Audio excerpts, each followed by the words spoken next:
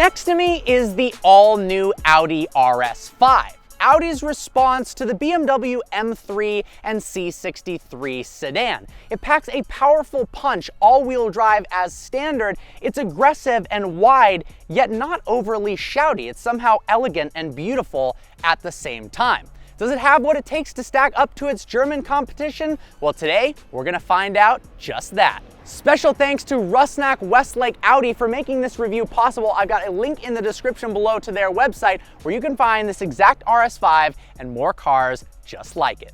Underneath the hood of the RS5 is a compact yet potent 2.9-liter bi-turbo V6 making 444 horsepower and 443 pound-feet of torque. That's actually 126 pound-feet more than the previous generation's RS5's 4.2-liter V8. The V8 itself also weighed an additional 70 pounds over this motor, making this car lighter with a better weight distribution. Now, how does it compare to its competitors? Well, the M4, for instance, in full competition form, makes 444 horsepower, but it comes in at less torque at 406 pound-feet.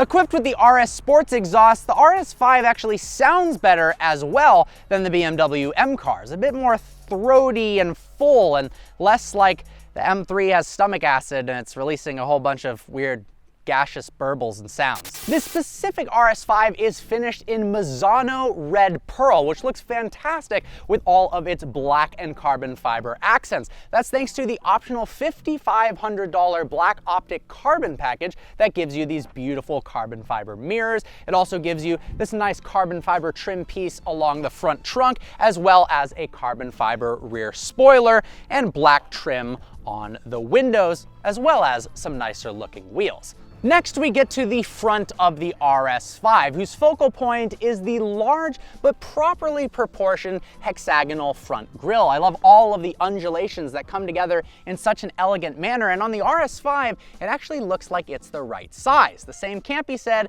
about some of Audi's other models. Now, we've got these gorgeous LED running lights that also double as turning indicators as well, so you don't have to have an extra set of lights. Then we have to the side here that at first look just look like fake vents tacked on the side of the headlights for no reason, but Audi calls these Quattro blisters to hark back to the original Audi Quattro. We've also got the same thing in the rear taillights as well. We've got some gorgeous sharp lines on the hood here and large intake vents to the left and right of the front grille, as well as bulging rear fenders, but for some reason it doesn't appear as ostentatious and shouty as the previous generation did, and that is a good thing. You know, unlike the M3s and the C63 that kind of shout, "Look at me, I'm a sports car," this goes under the radar, a wolf in sheep's clothing. Apart from subtle badges like RS5 and the oval exhaust at the rear, unless you really know what you're looking for, this could drive by almost unnoticed. Little do they know, it's capable of doing 0 to 60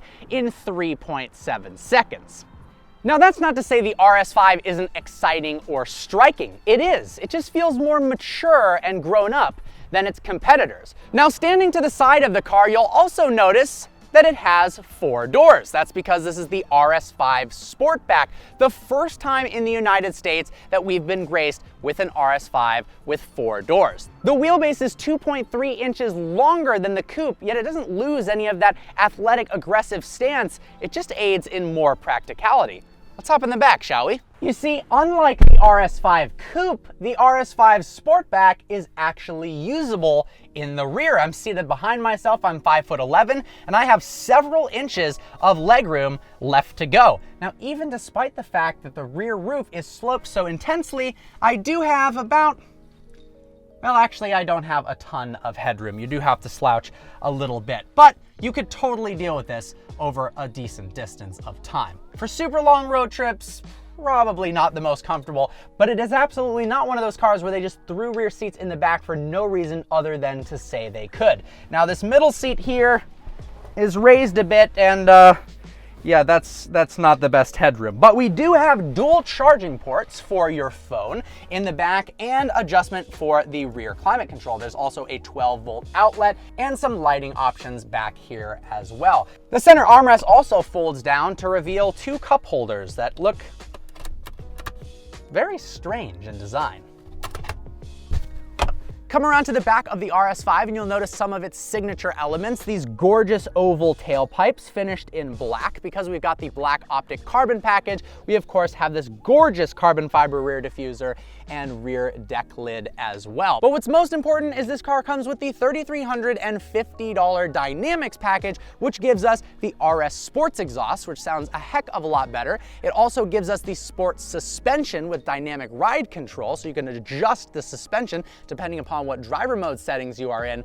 And it also gives you, of course, very important, red brake calipers. Here's where the RS5 Sportback really makes a case for itself, and that is practicality. Open up the rear trunk, which really opens more like a hatch, to reveal a gargantuan amount of rear storage space, 22 cubic feet of it to be exact. That's 10 more than a BMW M3 and 9 more than a Mercedes C63 AMG. But what's even better than that is you can fold the rear seats down, remove this partial shelf, and when all that is said and done, you have 35 cubic feet of storage. A sports car with nearly SUV-like cargo capacity. My only real complaint is that you can't actually lower the rear seats from the trunk. You have to go around, open the door, and do so from the inside of the cabin. But really, not a big deal.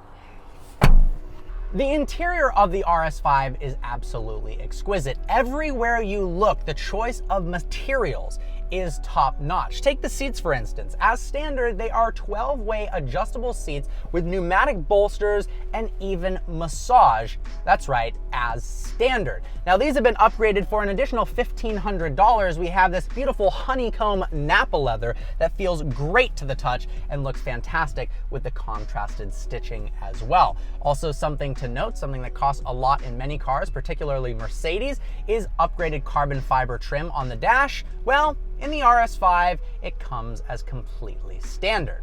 Now, in front of me, we've got Audi's virtual cockpit, a 12.3-inch customizable display, anything from your speedo, your tach, but in the RS5, you get something a little bit more interesting.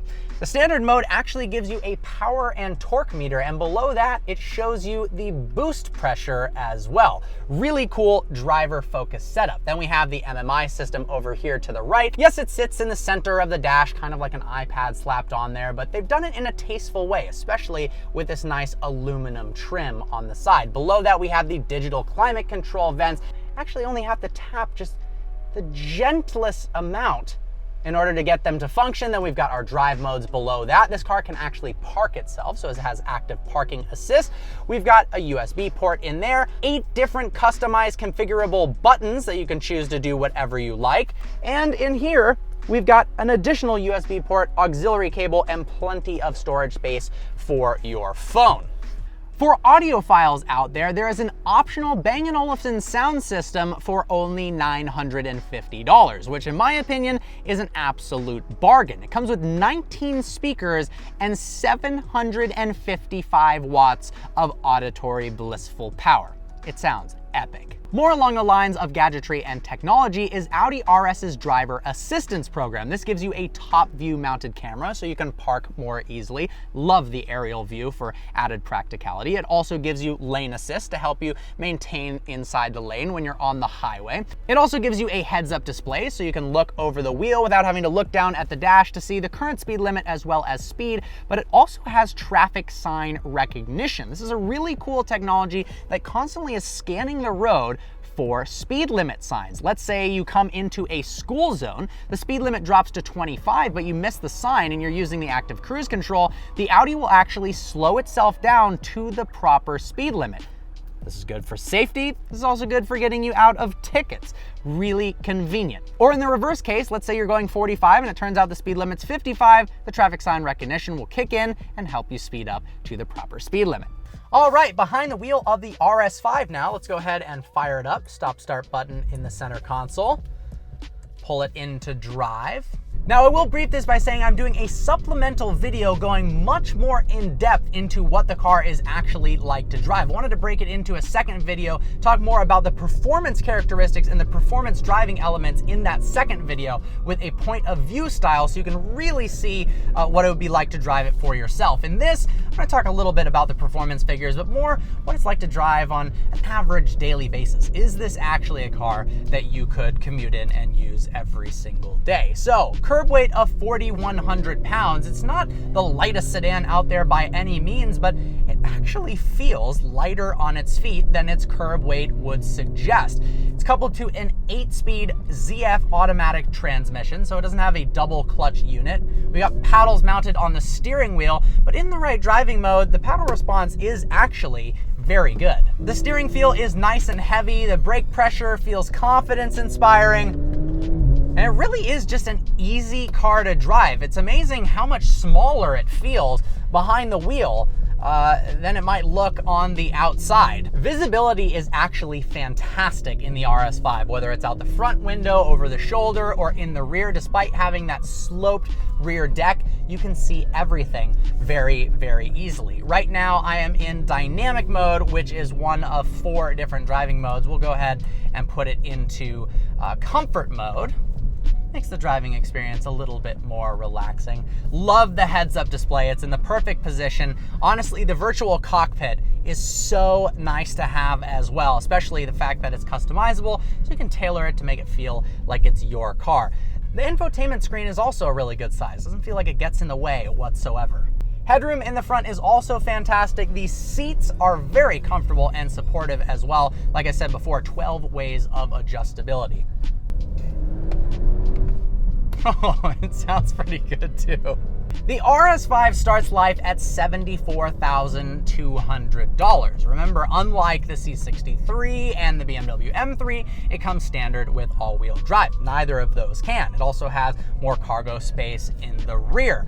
Tons of technology. It's fun. It sounds better than the BMW. Honestly, overall, this is a fantastic daily driver. Well, with that being said, I've quite enjoyed my time with the Audi RS5. I hope you guys look forward to the next video where I do a full point of view and actually push this thing more to its limits. If you enjoyed this video, smash that thumbs up button. Please browse the channel and subscribe. I look forward to seeing you next video.